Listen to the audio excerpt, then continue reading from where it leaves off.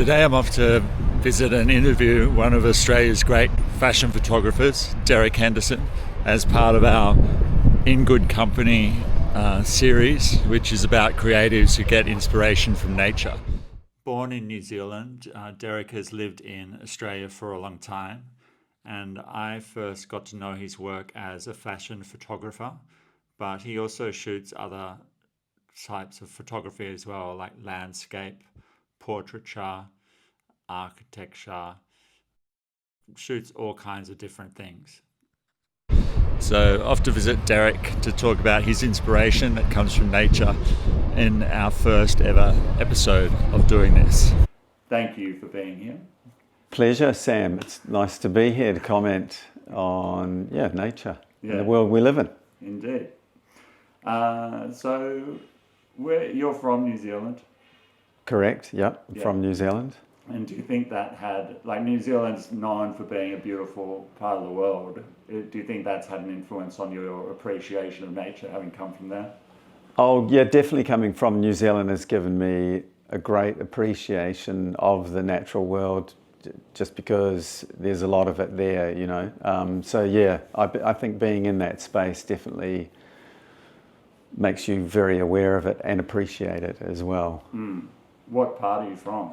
I grew up in Hawke's Bay. For the most part, when I was a child, my parents had an orchard, so right. I was, immersed pretty much in lots of trees, and I suppose it wasn't the natural world, but I was definitely in a lot of nature around. It was like living in a farm area. It wasn't in a town, so it was out in the countryside. Yeah, so the orchard was it was an extension of your house where you grew up?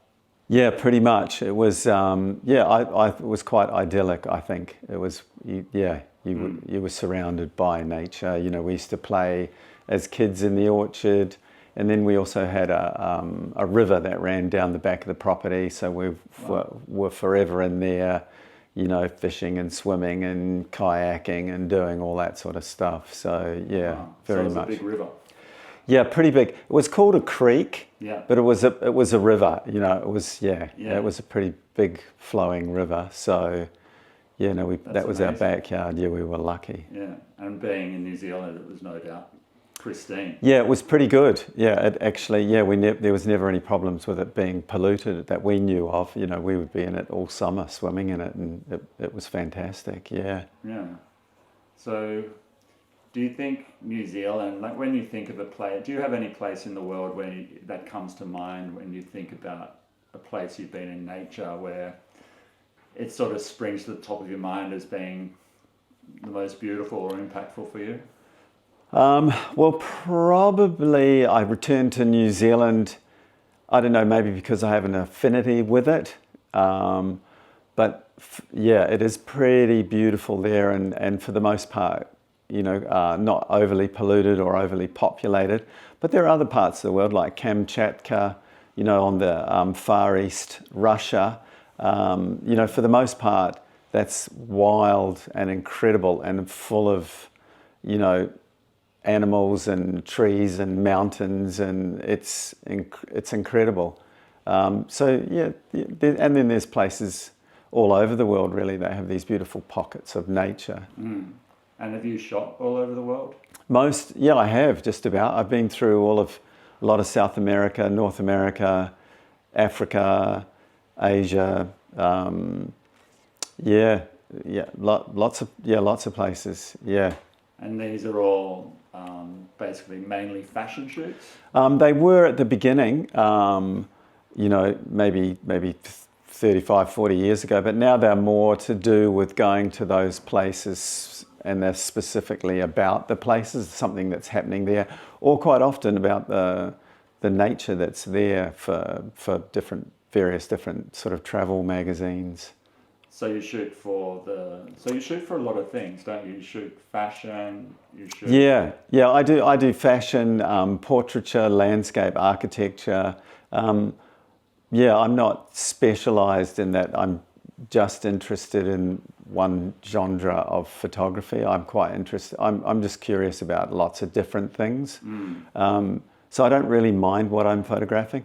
At the moment, I'm probably particularly interested in probably, places that are further away from communities, probably a bit more isolated. Like I've been going to Cape York a lot in Australia, and that's very isolated, but that's incredible. Like the landscape and the nature and everything up there is just unbelievable, like another world. Yeah. And then I spend quite a bit of time in New Zealand in a lot more sort of isolated and very natural spots. You shot up in Cape York for some label, didn't you? Yeah, I did a story, a sustainability story for Louis Vuitton about the local mob up there that look after 500,000 hectares of land. Wow. And Louis Vuitton is helping with the sustainability of that piece of land. Yeah, so that was really interesting. And then I've been up there a few more times again, just because it's so empowering to go there, to be there and to hang out with the community and see how they live and how they're making a real effort to keep the land the way it is, you know. So you went up originally for this job with Louis Vuitton, and then you go back just for your own... I go back to help out the community so they can use those pictures to show people how beautiful it is. Right. And also for them to attract business to that area that is sustainable, that isn't maybe, what you traditionally think that land could be used for, which is like, say, mining or something. So they're trying to diversify in the way that they use that land to use it productively, so, to support their community. So it's like tourism or things like that? Or Yeah, tourism, and also there's a lot of natural products that you could take from there, whatever that might be. It might be honey, could be berries, certain kinds of fruit, things that grow there. Wow. That are incredible, like medicinally and, to eat. Yeah. So how big is the mob that looks after that piece of land? Well, I don't know exactly, but there's not that many people there, and there's a few mobs that look after the area. It's a combination of different mobs that do it, but they're pretty tightly, on the same kind of direction they want to head in. So it's just you feel like you're contributing to what could be a better place, I think, for them, in lots of different ways, in education, health, wealth, all of that, like supporting themselves. And, they're lovely people and they seem very keen to, do these things. So it's just good to be a part of it. So you do a lot of work for clients, and then you do work for, then you do your own thing. Yeah. So your own thing is kind of, well, what's the book that you just brought out again? The one that I just worked on lately is called The Tranquility of Solitude, which is a little bit in that theme of, it's quite good for you to kind of go somewhere, where you are sort of out of the cities and in the natural world. And you do spend a bit of time with yourself. I mean, part of it's quite cathartic for me. Even just shooting it. Yeah, just being in nature with nature, I think is good for human beings. I think it's good for you, for your sort of, mental stability and just to understand that you're quite tiny in the equation in some ways, whereas in a city, it's quite easy to sort of get carried away and sort of imagine that there's not much else going out, on out there, but there is. So where things come from, kind of thing. Yeah, and just to immerse yourself in it, and then I think what you do is you actually appreciate it more, and then you care for it more, and I think that's a good thing. Yeah. So that book, you were telling me the story of it. Yeah. About how you had to leave, that this fella that you shot just sort of lives almost nomadically or something on the land. He does. He's got a horse called Flex, and he just basically he's nomadic, and he kind of survives off the community on the west coast of the South Island in New Zealand. Just their generosity. He's kind of looking for the most part for a field where he can put his horse so the horse can graze and he can camp there. and he'll do odd jobs for the farmers or whoever he meets along the way. And he doesn't have a phone or a computer or no social media. And what's his idea? Like, what's he going for? Like, what's his long-term plan or something? Well, I don't know if it's a long-term plan. I think it's probably just the stage that he's going through, maybe, and that he felt like that was something that would enrich his life, maybe, or just a place to escape from, normal living and maybe normal society. He thought he'd just go it alone a bit. Yeah, it's amazing. It is. Yeah. Beautiful book. Yeah. Beautiful photo. I can show you. Do you want me to grab it? So this is the book I've been working on, the Tranquility of Solitude, about Ferguson Flex and their sort of lifestyle that they live in the South Island of the west coast of New Zealand. Brilliant. And people can find out more of that on your website? Yeah, not at the moment. It's not up on the website.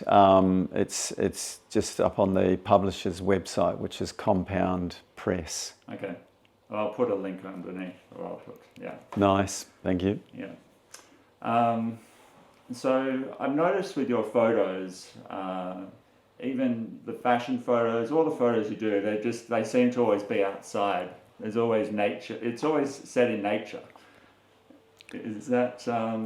Yeah, I suppose it's a conscious effort for me to say that we are part of this natural world. Like, that's very important to me, for obvious reasons, I suppose, the preservation of the natural world, and just so people can appreciate the natural world, and sort of realize you don't really need too much to enjoy yourself. You can just go to a national park, have a picnic, take your family, and you kind of connect probably better with your family there and with nature all at the same time, and it's an adventure and it's enjoyable and it's fulfilling, and you come back sort of feeling recharged as well. Like I think we all know that, like living in Bondi, if you've had a rough day, or it's just, your mind's full of crap, just the day-to-day existence. If you go for a swim, put your togs on, go for a swim at Bondi Beach, you come out sort of feeling you've just leveled that. And so that's what nature does for me, and I hope that shows in the pictures as well. And I think that the people that I'm photographing, what I'm trying to do is get them to be immersed in that moment. I'm saying, look around you, feel where we are, because this is it. This is the best thing there is. All of that other stuff that you can buy, sometimes it'll give you a bit of a high, but it's kind of, it's a bit of a sugar high. Whereas the natural world, That's fascinating that you say that you get them to feel the presence of the area that they're in. I say that to them because if I see they're distracted, and they're still thinking about what's going on over here and there, as in, like, oh, I've got to do this today and I've got to do that, and why can't I get that, and all these pressures of just living in society today. I'm like, no, clear that. Let's be where we are here and now, and just start to absorb it. And it's really surprising how people respond to that, and they start doing that, and then you can see it in the photographs. You can see they're more connected with that natural world, and that's when I think you get great pictures. And you find that you all sort of, like, it connects all of you in a way? It does. Yeah, I think it really does, because there's not that many of you there, and you're enjoying that moment if you let yourself enjoy it. Yeah, you said something interesting to me last time we met, where you said the photos that you try and take, or the photos that you do take, they're sort of, they're moments of difference to what's, like, they're grabbing people's attention in a way because they're taking them to a different state or something. You said something like that. You remember? Yeah, maybe. It sort of takes them, like, if there's hustle and bustle going on around them, there's a photo of something that's beautiful and they're in a beautiful setting, then it can kind of, it takes... Well, it does. I think you can transform that.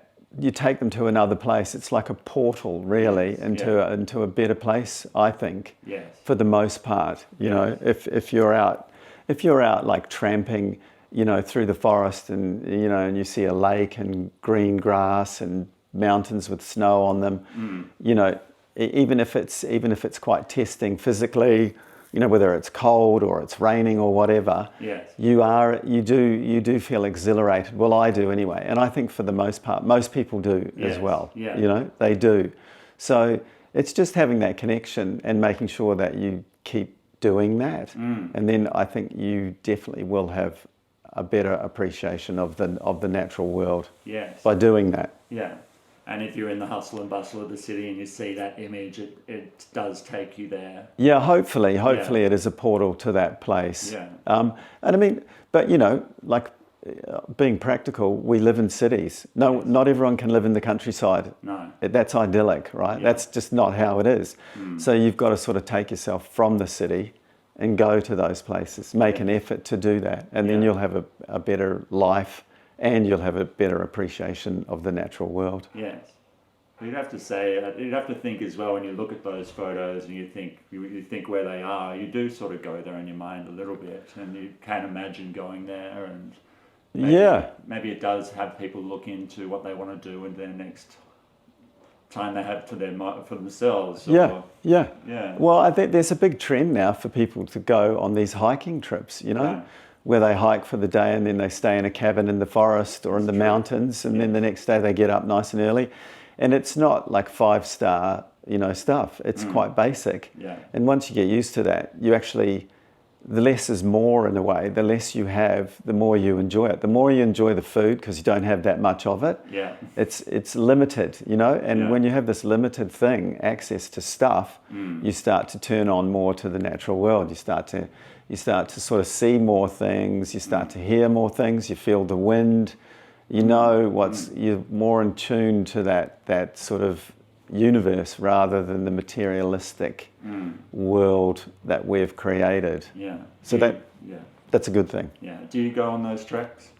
Well, I do, yeah, because normally I go for work on those things, because I'll be in an area and it's like, okay, we're going to trek in 10 kilometres today to go up this mountain. Right. So we can take a photo of it or experience that trip up the mountain, which is what it's all about, really. Yes. So yeah, and I always come away from those places exhilarated. I might be exhausted, because I'm trying to take pictures as well, but you definitely feel the presence of this beautiful kind of untouched kind of natural world. That's what I get the biggest buzz from. Yeah. I noticed with your latest photo of Stella McCartney. Oh yeah. That seemed to be shot on a paddock or something in country with a horse. Yeah. I mean, I suppose that's another thing, the element of people with animals, in nature is, if you can pull it off, it can work really well, I think, because of the connection. I think those pictures work mainly because of the connection between the sitter, Sarah Snook, and the horse. They're I don't know what they called them. I think they were like thoroughbreds. They were big horses. Right. I was scared of them. Right. But she seemed to develop a relationship with them, and I encouraged that. So that's the most important thing for me, is that they sort of feels like they do have a kind of understanding with each other. Yeah. And so when that happens, that's quite special too. And not even just for a photograph. Yes. If like cats and dogs, why do people have them? It's because of the relationship that we want to have with these other species. So yeah. So people do inherently appreciate them. They do. I definitely think they do. You only have to watch. The thing that I've never done that I'd like to do is go to Africa, to somewhere like Uganda, and visit the gorillas. Right. Because even watching that, you're just going, wow. And I can't imagine what it would be like to be there. Yeah. That's definitely something on the bucket list. Yeah. That would be. It just looks exhilarating. It'd be amazing. I came across this thing the other day on Instagram with the 1960s or something, and there was a guy who was with the gorillas, and he was eating leaves, and I think he was one of the first. Oh, people. I saw that, and he was trying to just assimilate, right, that he was one of the gorillas, I think. And it charged him. And it charged him, and he didn't flinch. And No. And we got charged and charged and charged again. And maybe that was one of the early contacts with the gorillas. Yes. And the previously to that, it might have not been quite as a nicer kind of meeting of our cousins. They might have been hunting them, or they were whatever. Yeah. But yeah, I saw that. That was incredible. Yeah. It's almost like when you see them nowadays, they tell people to sit down, be low, but that guy was standing up. Yeah, Maybe probably that's what they've threatening, learned. possibly threatening, behaviour. Yeah. And not to look at them directly in the eyes, Yeah. that's threatening, yeah. Whereas he was just kind of... He didn't know, yeah. he seemed to win out. Yeah, I don't know about eating the leaves, but Yeah. maybe, yeah. Do you, when you're shooting, that shot of the woman in the lake, the nude in the lake, Oh, yeah, I know the one. Yeah, the black and white picture. the black and white, it just makes me think of human beings being nature, and there's kind of this separation. There's separation in society where people don't really think about that. Like, we sort of think nature's over there, we're over here, but instead we're actually part of nature, like we're a species. Exactly, yeah. I mean, even I probably think like that. I think, oh, here's the natural world, and here we are as human beings. Yes. But we are part of nature. Yeah. I mean, that's the message, I suppose, as well, is to say, we're nothing special. We're like, well, we are. Yeah. We're as special as everything else, but we're certainly not elevated in that sense of, the world and everything that's going on here. Yes. We kind of think we are very special and we're in control. And it's a shame that we're not controlling it better and trying to preserve these places. But I mean, look at the population. It's crazy. It's out of control. Hopefully that will peak and there won't be too many more species kind of wiped off the face of the earth because of us. Yeah. But we're definitely part of the natural world. Yes. Is there a way that you look at nature when you're shooting it? Is there any kind of insight into your creative mind that a lot of us... It's pretty intuitive, about the place where I am. You really just feel it. And then I suppose visually for me, it's just about framing it up so it's easier for people to understand what it's like there, which is quite a hard thing to do, because I don't think a photograph gets anywhere near as close to actually you being there. So it is, because it's just a flat piece of two-dimensional whatever it is. So yeah, you're forever sort of trying to think how's it going to present to show where I am, to feel like what it's like. That's kind of what I'm doing. And you do that with light and framing and, what you keep in the frame, what you take. The world's sort of a chaotic place. Everything is chaos and out of control, pretty much.